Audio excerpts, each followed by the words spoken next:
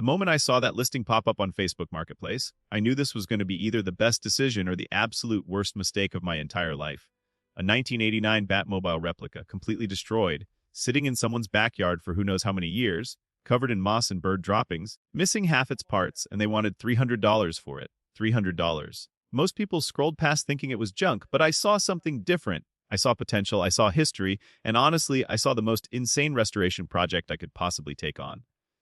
This wasn't just some random car. This was a piece of automotive cinema history, a replica of the most iconic movie vehicle ever created, and it was mine for less than the cost of a decent laptop. The seller had no idea what it was or where it came from. Apparently, the previous owner had started building it decades ago, lost interest, and it had been rotting in the elements ever since. The fiberglass body was cracked in multiple places, the frame was rusted beyond belief, there was no engine, no transmission, no interior. Basically, I bought an expensive lawn ornament that vaguely resembled the Dark Knight's ride. My friends thought I was absolutely insane. My family questioned my life choices. But I loaded that destroyed Batmobile onto a trailer and brought it home anyway, because sometimes you have to take risks on projects that make absolutely no logical sense. The first step in any restoration this extreme is assessment, and let me tell you, the assessment was rough. I spent an entire afternoon just walking around this thing with a notepad, documenting every single issue, every crack, every missing piece, every rusted bolt. The fiberglass body shell was actually in better shape than I expected once I pressure washed years of grime off. Sure, there were cracks and stress fractures, but fiberglass can be repaired. The frame underneath was a different story. Whoever built this originally had used basic square steel tubing that had been exposed to weather for probably 20 years. Rust had eaten through sections completely, and I knew right away that I'd be fabricating new frame sections from scratch. There was no windshield, no canopy glass, no seats, no dashboard, no steering components. Literally nothing inside except some rotted foam and mouse nests. The wheels were there, but the tires were completely dry, rotted, and cracked. There were supposed to be jet turbine details and exhaust components on the back, but those were long gone. The iconic batwing fins on the rear were intact, but one had a massive crack running through it. This was going to take months of work, maybe even a year, and I was absolutely here for it.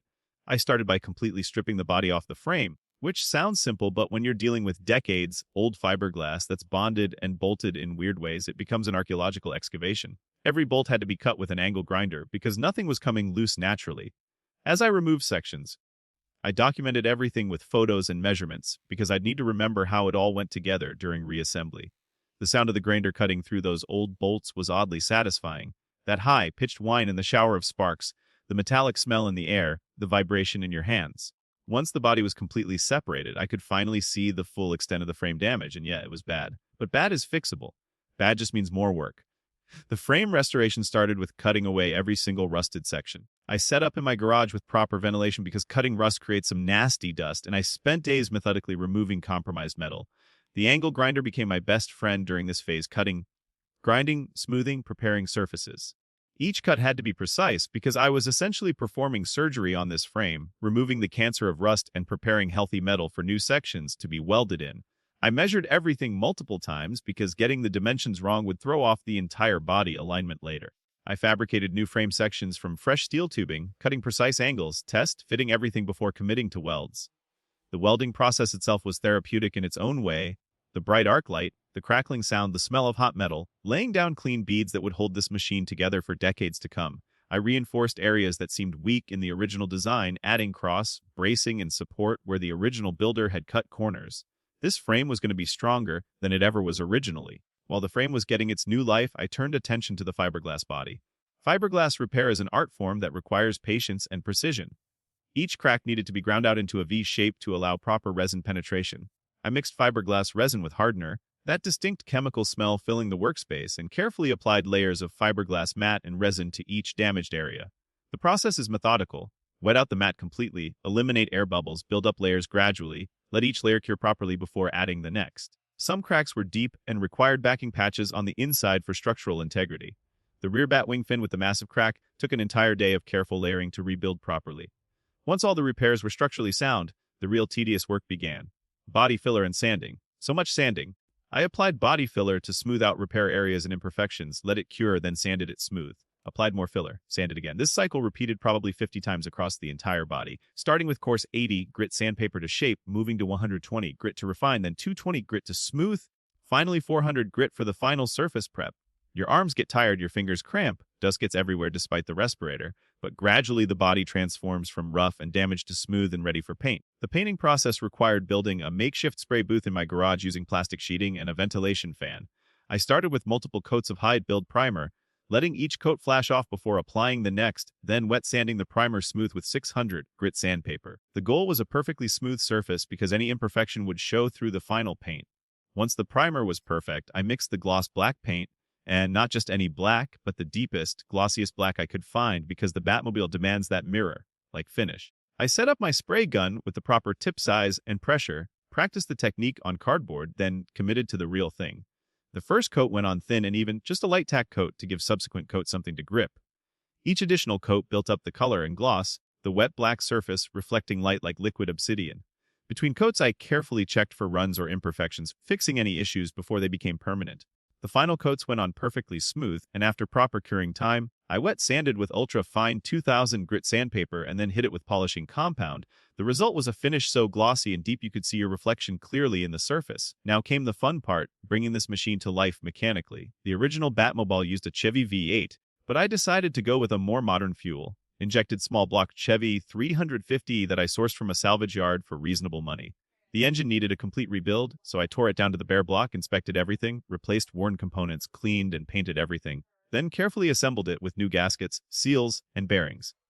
The sound of torquing down head bolts to proper spec with a torque wrench, that satisfying click when you hit the right tension, the smell of fresh assembly lube and engine oil. This is the stuff that makes gearheads happy. I paired the engine with a turbo 350 automatic transmission because I wanted reliability and ease of driving rather than worrying about clutch setups. Fabricating the engine and transmission mounts required precise measurements and several iterations of cutting, welding, test, fitting until everything sat exactly where it needed to be in the frame. The exhaust system was custom fabricated from mandrel bent tubing, routed carefully to avoid heat issues and provide proper ground clearance, then finished with the obligatory side exit exhaust pipes that give that Batmobile appearance. The wiring harness was completely custom because nothing from the original remained. I spent weeks routing wires, crimping connections, shrinking everything properly, labeling circuits, and testing each system individually before moving to the next. Every switch, every light, every gauge needed to be wired correctly and protected properly. The dashboard was fabricated from scratch using aluminum sheet metal, shaped and formed to fit the contours of the interior, then powder-coated in textured black. I installed classic-style Stewart Warner gauges because they had that vintage racing aesthetic that fits the Batmobile vibe. The steering system used a rack and pinion setup from a Mustang Suba front end, providing modern steering feel in a custom application. The brake system was completely rebuilt with new master cylinder, calipers, rotors, lines, and properly bled to ensure safe stopping power. The suspension used adjustable coilovers at all four corners, allowing me to dial in the ride height and handling characteristics perfectly. The interior build was where personality really came through. I fabricated custom bucket seats using foam and fiberglass shells, then had them upholstered in black vinyl with subtle bat symbol embroidery. The center console was hand-formed from aluminum and housed the shifter and various switches that controlled lights and accessories. I added some custom touches like illuminated toggle switches with red safety covers, giving that military aircraft cockpit aesthetic that suits a vehicle called the Batmobile. The canopy glass was the single most expensive component of the entire build, a custom-formed piece of tinted acrylic that required professional fabrication to get the correct curves and fit. Installing it required patience and multiple adjustments to get the seals perfect and prevent any leaks or rattles. The exterior details really brought everything together. I fabricated the jet turbine details for the rear using PVC pipe, sheet metal, and a lot of creativity, then painted them to match the body. The exhaust outlets were positioned to exit through these turbine housings for visual effect. I added mesh screening over the turbine openings painted flat black to give depth and the illusion of actual turbine blades inside. The wheels were custom ordered, deep dish black steel wheels with a classic 5-spoke design that fit the aesthetic perfectly, wrapped in modern performance tires that actually gripped the road. I added subtle LED accent lighting underneath and in the turbine housings controlled by switches in the cockpit, because if you're building a Batmobile, you might as well have some dramatic lighting effects. The front grille area got mesh inserts and hidden LED headlights that provide modern lighting performance while maintaining the aggressive front end appearance. After months of grinding, welding, sanding, painting, wrenching, wiring, fabricating, and problem-solving, the moment finally came to fire it up. I connected the battery, turned the key, and hit the starter. The engine cranked, coughed once, then roared to life with that unmistakable V8 rumble echoing off the garage walls. It was running. Actually running. After all those months of work, all the doubts, all the challenges, this 300 $100 pile of fiberglass, and Rust was now a fully functional, street-legal Batmobile. The first test drive was surreal. The steering felt tight and responsive, the brakes worked perfectly, the engine had plenty of power, and the attention it attracted was absolutely insane. People stopped, stared, pulled out phones, asked a million questions. Kids' faces lit up. Even the most serious adults couldn't help but smile. This wasn't just a car anymore, it was a rolling piece of joy that made people's days better just by existing. Looking back at the entire process, was it worth it? Absolutely. Did it make financial sense? Not even remotely. Could I have bought a normal fun car for the amount I invested in time and parts? Definitely. But that's not the point.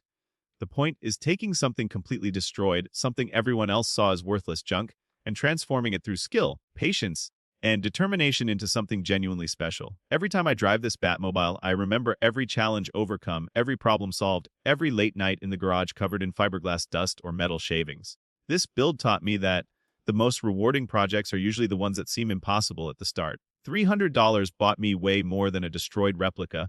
It bought me months of learning, problem solving, and the satisfaction of creating something with my own hands that brings joy to everyone who sees it.